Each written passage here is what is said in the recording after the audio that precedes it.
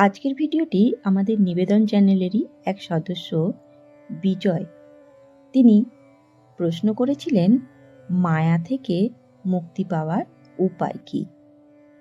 তার এই প্রশ্নের উত্তরে আজকের এই ভিডিওটি।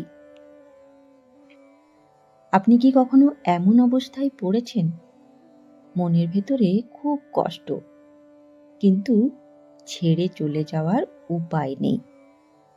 আপনি কি কখনো অনুভব করেছেন আপনি মুক্ত হতে চাইছেন, কিন্তু পরিস্থিতি আপনাকে আটকে রেখেছে?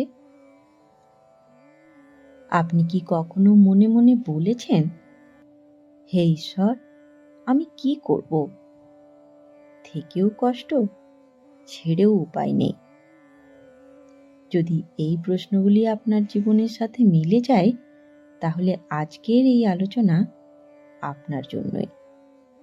কারণ আজ আমরা এমন একটা সত্য জানব যা খুব কম মানুষ জানে। মায়া থেকে মুক্তি মানে সব ছেড়ে চলে যাওয়া নয়। মায়া থেকে মুক্তি মানে একই জায়গায় থেকেও ভেতরে ভেতরে মুক্ত হয়ে যাওয়া। হ্যাঁ, আপনি ঠিকই শুনেছেন। একই মানুষের সাথে থেকেও কষ্ট ছাড়া বাঁচা যায়। একই সংসারে থেকেও মনের শান্তি রাখা যায়। আজ আমরা জানব, যদি এমন পরিস্থিতি হয় যেখানে বেরিয়ে যাওয়া সম্ভব নয়, তাহলে ভেতরে ভেতরে মুক্ত হবেন কিভাবে। শেষ পর্যন্ত শুনবেন, কারণ শেষের দিকে এমন 6টি অভ্যেস বলবো বা 6টি পথ জানাবো, যা করলে ধীরে ধীরে মনের বন্ধন আলগা হতে শুরু করবে। আর হয়তো আজই আপনি বুঝতে পারবেন আপনার কষ্টের আসল কারণটা কি। একটা ছোট্ট প্রশ্ন দিয়ে শুরু করি। আপনার কষ্টটা কি সত্যি মানুষের জন্য, নাকি আপনার মনের আসক্তির জন্য? এই প্রশ্নের উত্তর যদি সত্যি করে দিতে পারেন, তাহলে আপনার পথ শুরু হয়ে গেছে। এখন প্রথমে বুঝব আমরা আসলে কেন এই মায়ার বন্ধনে জড়িয়ে পড়ি। কারণটা খুব সহজ, কিন্তু খুব গভীর। মন দিয়ে শুনুন, কারণ এখানেই আপনার সমস্যার আসল শিকড় জড়িয়ে আছে। আসুন জানি কেন আমরা মায়ার বন্ধনে জড়িয়ে পড়ি। তার আগে একটি সত্যি কথা বলি, আমরা শুধু মানুষকে ভালোবাসি না, আমরা তাদের উপর নির্ভর করে ফেলি। আর সেখান থেকেই শুরু হয় মায়া। ভালোবাসা আর মায়ার পার্থক্য জানেন? ভালোবাসা মুক্তি দেয়, মায়া বেঁধে রাখে। ভালোবাসা বলে তুমি ভালো থাকো, মায়া বলে তুমি আমার মতো করে চলো। ভালোবাসা শান্তি দেয়, মায়া ভয় দেয়। একটা ছোট্ট প্রশ্ন, আপনি কি কাউকে ভালোবেসেছেন, নাকি আপনি ভয় পাচ্ছেন তাকে হারানোর? এই প্রশ্নের উত্তরই অনেক কিছু পরিষ্কার করে দেয়। ঠাকুর শ্রী রামকৃষ্ণদেব বলতেন, সংসারে থাকো, কিন্তু মন ঈশ্বরের কাছে রাখো। আমরা কি করি? আমরা শরীর দিয়ে সংসারে থাকি না, শুধু আমরা মন দিয়েও জড়িয়ে যাই। আমরা ভাবি, ও আমাকে কি দিল, ও আমাকে কতটা গুরুত্ব দিল। আর তখনই কষ্ট শুরু হয়, কারণ আমরা ভালোবাসাকে শর্ত দিয়ে ফেলি। আর একটা বড় কারণ ভয়। আমরা ভাবি, যদি আমি ছেড়ে দিই, আমি একা হয়ে যাব। এই ভয়ই মানুষকে আটকে রাখে। কিন্তু একটা সত্যি কথা মনে রাখবেন, যে নিজের ভেতরে ঈশ্বরকে অনুভব করে, সে কখনো একা হয় না। মায়া তখনই শক্ত হয় যখন আমরা নিজের শক্তি ভুলে যাই। স্বামী বিবেকানন্দ বলতেন, দুর্বলতা থেকেই সব বন্ধন জন্মায়। একটু ভাবুন, আপনি কি সত্যিই সেই মানুষটার জন্য আটকে আছেন, নাকি আপনি নিজের ভেতরে ভয়ের জন্য আটকে আছেন? সত্যি উত্তর দিলে অনেক কিছু পরিষ্কার হবে। আর একটা গভীর সত্য, আমাদের কষ্ট মানুষ দেয় না, আমাদের কষ্ট দেয় আমাদের প্রত্যাশা। আমরা যত বলি সে আমাকে বুঝুক, সে আমাকে ভালোবাসুক, সে আমাকে সম্মান দিক, তত কষ্ট বাড়ে। মা সারদা দেবী বলতেন, যদি শান্তি চাও প্রত্যাশা কমাও। একটা ছোট্ট আধ্যাত্মিক ঘটনা বলি। একজন ভক্ত বলেছিলেন, মা, আমি খুব কষ্টে আছি। মা জিজ্ঞেস করলেন, তুমি কি খুব আশা করো মানুষের কাছে? ভক্ত বলল, হ্যাঁ। মা তখন বলল, তাই কষ্ট পাচ্ছ। এই কথাটা খুব সহজ, কিন্তু খুব গভীর। আজ একটা ছোট্ট সিদ্ধান্ত নিতে পারেন, আমি ভালোবাসবো, কিন্তু আমি নিজের শান্তি অন্যের হাতে দেব না। এই সিদ্ধান্তই মুক্তির শুরু। চলুন এখন শুনবো সংসারের থেকেও কিভাবে মুক্ত থাকা যায়। এই নিয়ে শাস্ত্রে একটা সুন্দর ঘটনা বলা আছে। এই ঘটনাটি বুঝতে পারলে আপনি বুঝবেন মুক্তি আসলে কোথায়। শাস্ত্রে একজন রাজর্ষির কথা বলা হয়েছে, রাজা জনক। তিনি রাজা ছিলেন, সংসারের মধ্যে ছিলেন, রাজ্য ছিল, পরিবার ছিল, অসংখ্য দায়িত্ব ছিল। তবুও তাকে বলা হতো বিদেহ, মানে সংসারে থেকেও যার মন বাঁধা নয়। বৃহদারণ্যক উপনিষদে বলা হয়েছে, অনেক জ্ঞানী ঋষিও তার কাছে শিক্ষা নিতে আসতেন। একদিন একজন জিজ্ঞেস করলে, আপনি এত দায়িত্ব নিয়ে কিভাবে এত শান্ত থাকেন? রাজা জনক খুব সহজ উত্তর দিলেন। তিনি বললেন, আমি সব কাজ করি, সব দায়িত্ব পালন করি, কিন্তু মনে মনে জানি কিছুই আমার নয়, সবই ঈশ্বরের। আমি শুধু আমার কর্তব্য করছি। এই একটা ভাবনা তাকে মুক্ত করে দিয়েছিল। একটু ভাবুন, আমরা কি করি?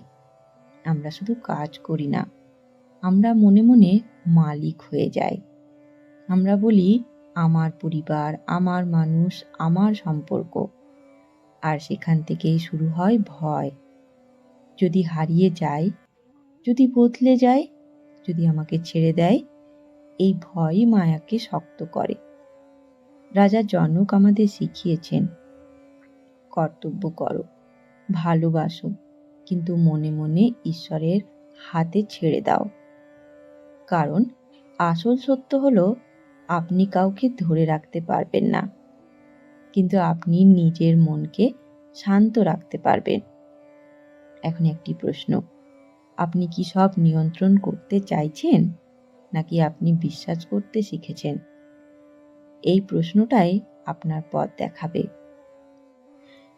এই ঘটনা আমাদের একটি বড় সত্য শেখায়। মুক্তি মানে জায়গা বদলানো নয়, মুক্তি মানে মনের ভাব বদলানো। একই মানুষের সাথে থেকেও শান্ত থাকা যায়, যদি আমরা একটা জিনিস শিখে যাই, আঁকড়ে ধরবো না, শুধু ভালোবাসবো। চলুন এবার জানি ভগবদ গীতায় মায়া থেকে মুক্তির গভীর উপায় কি বলা আছে। কুরুক্ষেত্রের যুদ্ধক্ষেত্রে অর্জুন ভেঙে পড়েছিল। তিনি বলেছিলেন, আমি লড়তে পারবো না, কারণ সামনে নিজের মানুষ। এটাই তো মায়া। তখন শ্রীকৃষ্ণ তাকে একটা বড় শিক্ষা দিয়েছিলেন। তিনি বলেছিলেন, কর্ম করো, কিন্তু আসক্তি রাখো না। মানে তোমার কর্তব্য করো, কিন্তু মনকে বাঁধো না। আমরা কি করি? আমরা কাজের সাথে আশা জুড়ে দিই। আমি এত করলাম, সে কি করলো? আমি এত ভালোবাসলাম, সে কি ফিরিয়ে দিল? এই হিসেব থেকেই কষ্ট। গীতা বলেছে কর্ম করো, ফল ঈশ্বরের ওপর ছেড়ে দাও। একটা ছোট্ট প্রশ্ন, আপনি কি কখনো কিছু করেছেন শুধু কর্তব্য মনে করে?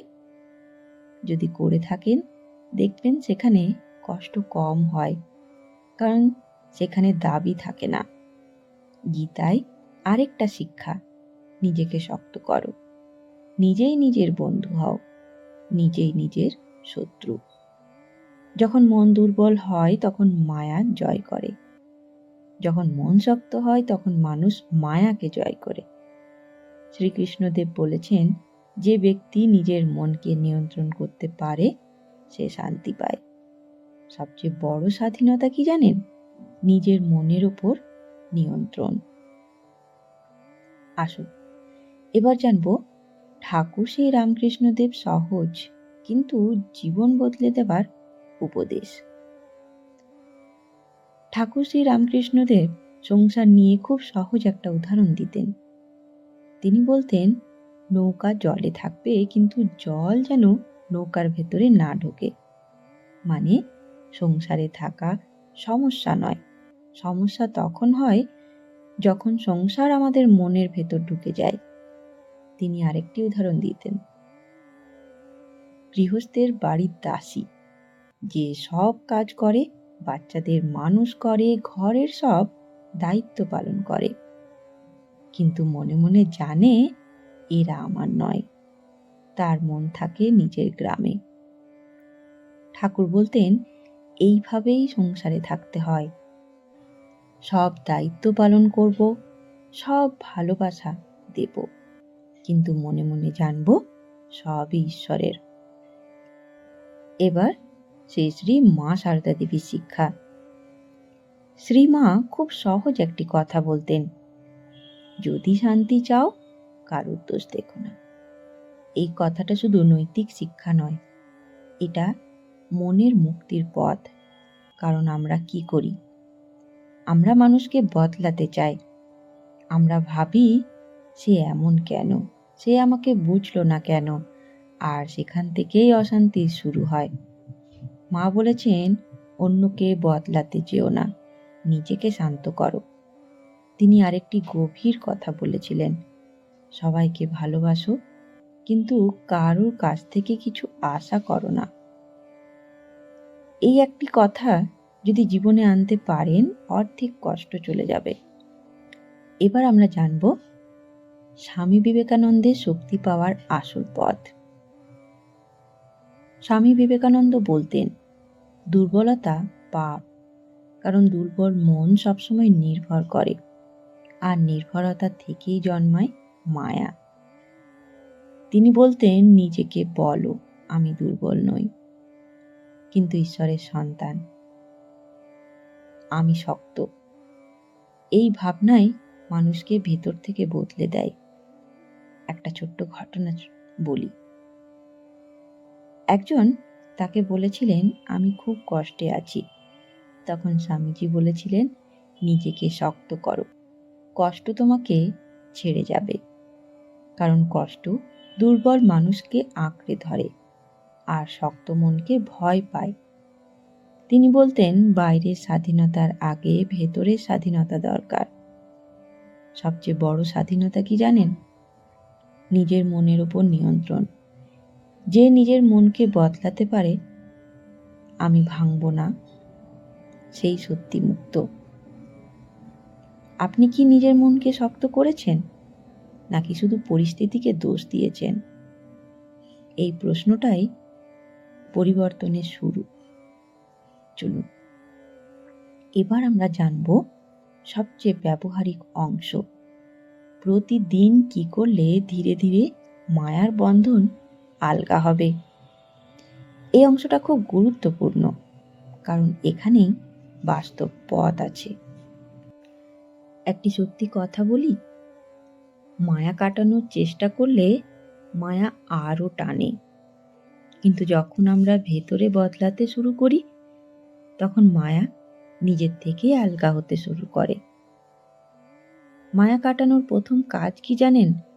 নিজেকে প্রশ্ন করা, আমি কি সত্যি ভালোবাসছি, নাকি আমি শুধু একা হয়ে যাওয়ার ভয় পাচ্ছি?